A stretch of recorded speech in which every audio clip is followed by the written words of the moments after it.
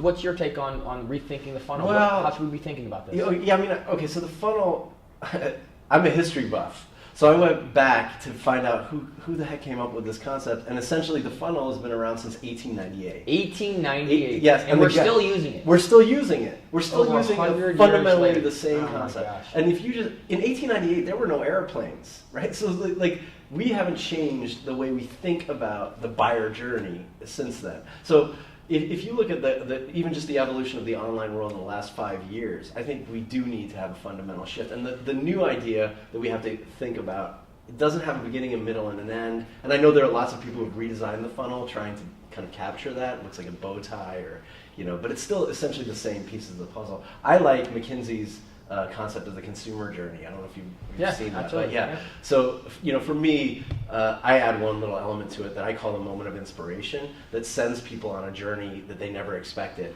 And especially in the B2B world, I think this is fundamental because we spend a ton of time creating content that is farther down the active evaluation loop, closer to the moment of purchase. And we're very good at this. We create great content that's designed to generate a lead for someone who's already interested in the product. We're already, or even the category for that matter. But I think the biggest opportunity for B2B companies today is to actually create a moment of inspiration. The higher up in the organization you can do this, the better.